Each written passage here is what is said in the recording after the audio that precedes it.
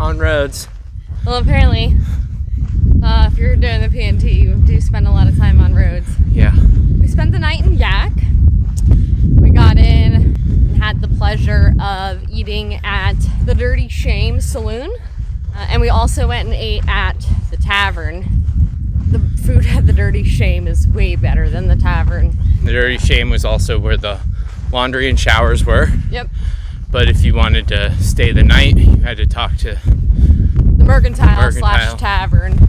And they had cabins for rent, and Catwater's husband parked their van in where I think the camping area is.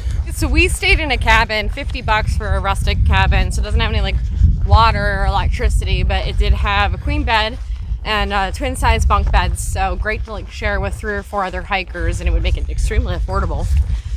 And it does at least include linens.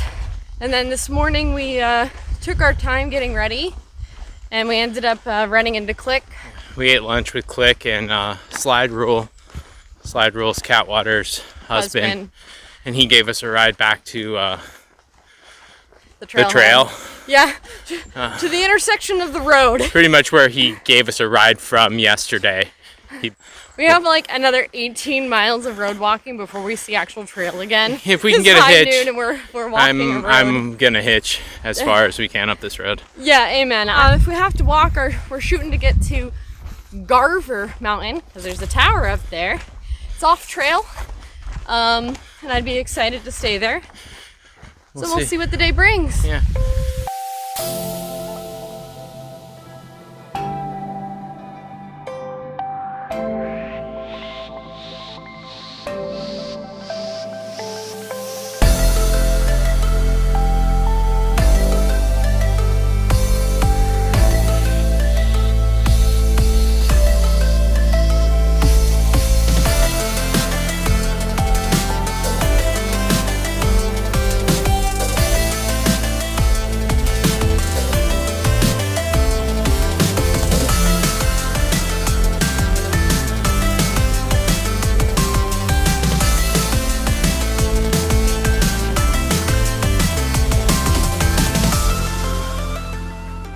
We've made it.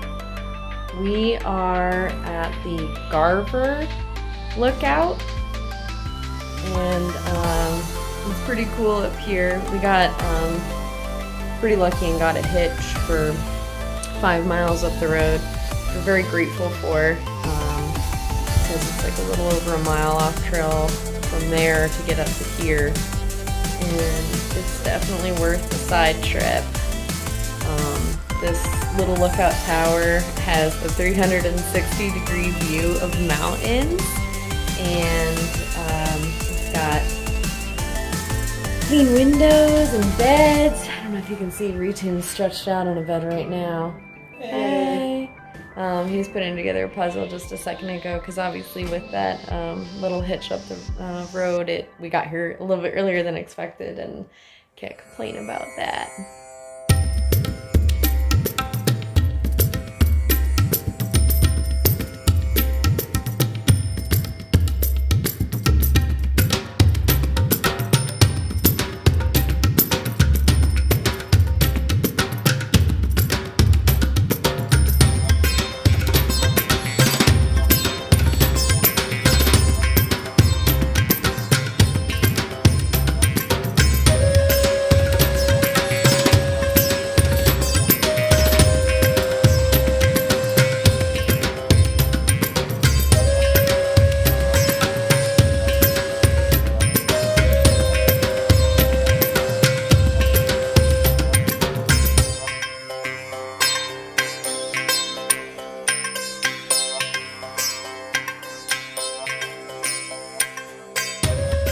Garver Mountain Shelter or Lookout requires a reservation, and if you stay there without a reservation on a Saturday night, you might get woken up by drunk Montanans who show up at 9 o'clock at night to shoot their guns, drink beer, and apparently have a reservation to do so.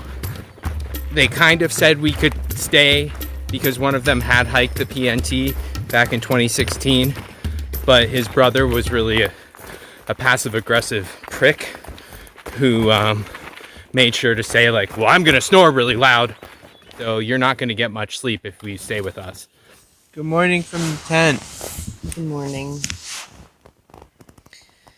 So, as Retune updated while we were hurriedly hiking away from the Garver lookout tower, we were booted from the tower. As it turns out, you can rent it, or so the people who showed up at 9 o'clock last night claim. As far as I could tell, nothing visually at the tower that leaves us with that indication that it's rentable, but I don't want to mess with some backcountry Montanans with guns. We ended up backtracking about a mile just because it wasn't clear to us how far we'd have to hike up trail to find a campsite, and we had seen on our way up some viable spots. Yeah, so we found a campsite that's good and flat, and I didn't sleep too well, just because. It got windy last night. Yeah, like creepy windy, because we're like in the trees. Like, we're pretty well protected here. Yeah, it sounded like a storm was gonna start at any minute, but it didn't. I think the moral of the story is the backcountry folk could come out of nowhere and like fire off their guns into the air and call it a good time on a Saturday night. Well, I didn't hear any gunshots down here. I didn't either. But we got squirrels this morning. Yeah, we got woken up by a chipmunk symphony. We are going to do our first alternate today, or most of our first alternate. We're taking the Northwest Peak alternate. So we're planning to go all the way to the peak and sleep in that lookout tower. I don't think you need a reservation there. The next morning, on Monday morning, we will be bushwhacking our way out. Back to the primary route. Yeah, so this should be interesting.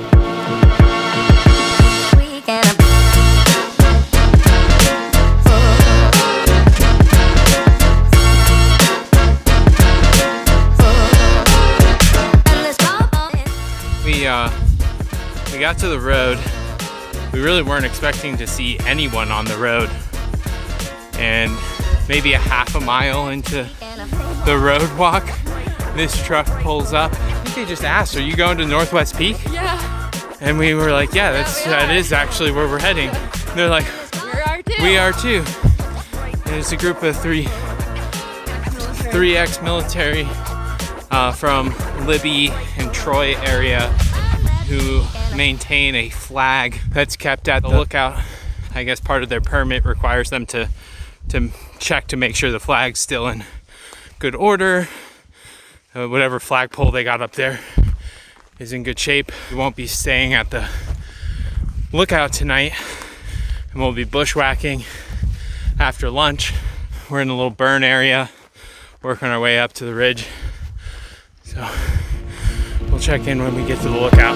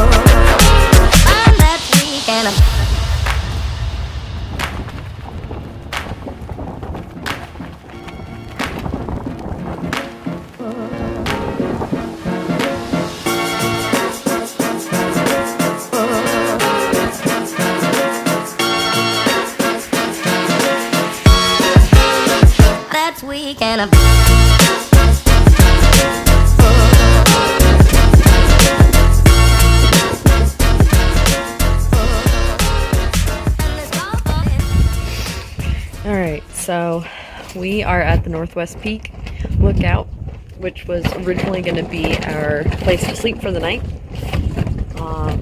It's really cold up here, and this tower is super old, so I'm not sad that we have so much time left in our day after catching a bit of a hitch. We did put up the flag.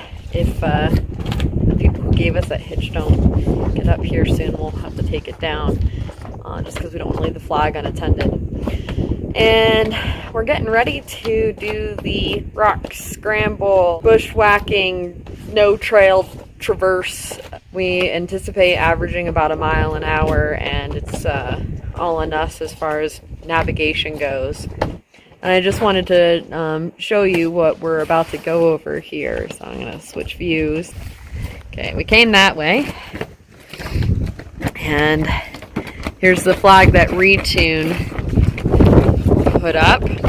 And then if you'll see, it almost looks like a trail because of the snow. That's more or less our traverse. And then we go up over the peak on the left.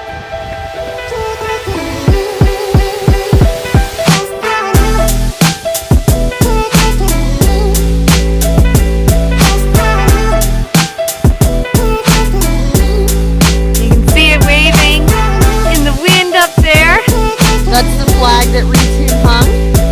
And if you see that mess of rocks, that's what we just climbed down. And now we're working on our ridge walk. So here we go.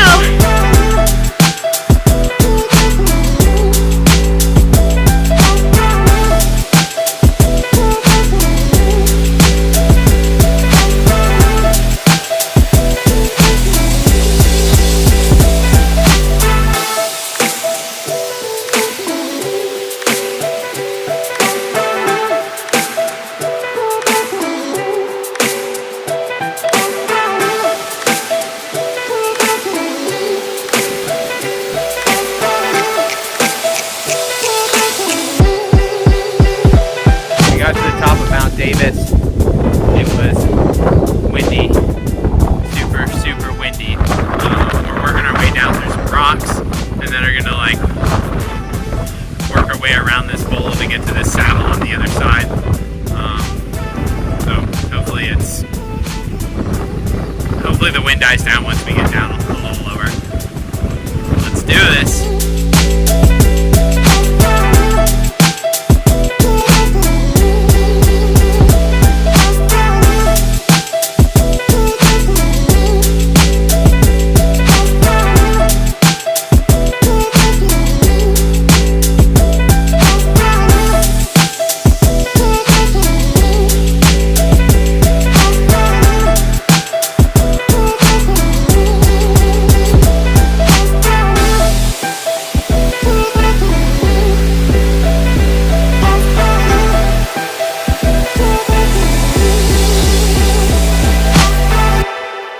Finally leaving camp. Oh, here's the trail. Is this the trail? What's it say? Let's see. Nothing useful. Nothing useful. And there's no PNT sign. Oh, sounds like the PNT. Great. Let's go. Yeah. Hey, good morning. We had a rough second half of our day yesterday.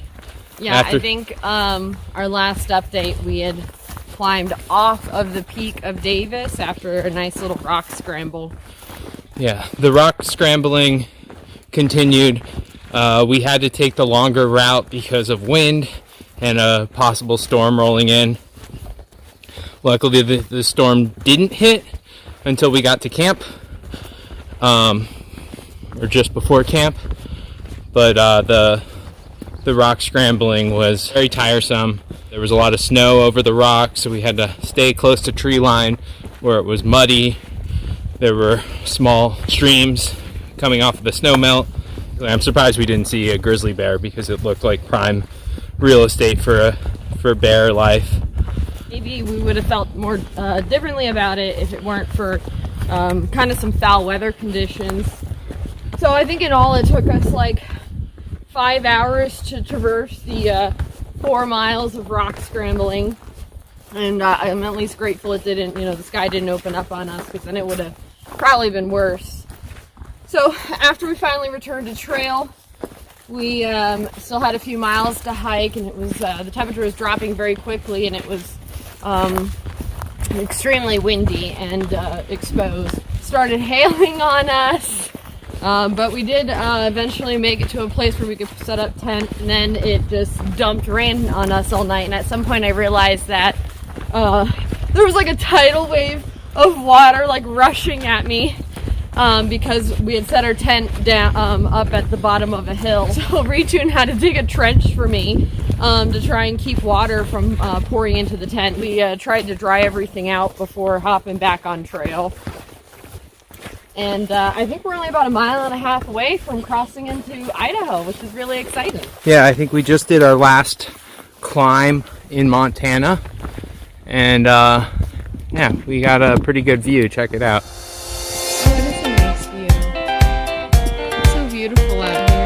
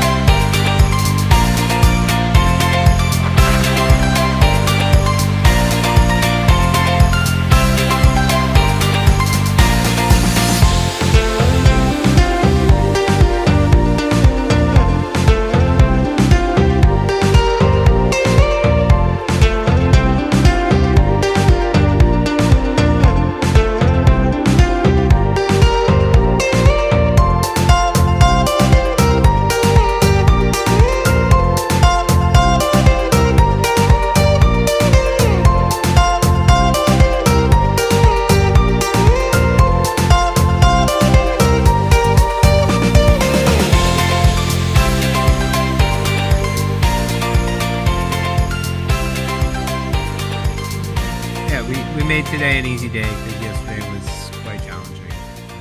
The weather was beautiful. A lot of downhill today, which was kind of tough on my feet and ankles, especially after like all the rock walking yesterday. We got to Feist Creek. That was a disappointment. Yeah, they only do serve food on Friday, Saturday, Sunday. So we were a day late, but we're actually a day ahead of our anticipated schedule. So yeah, we'll be going into Bonners Ferry, Idaho tomorrow. Yeah, so it's about 15 miles from here. Looking forward to town food.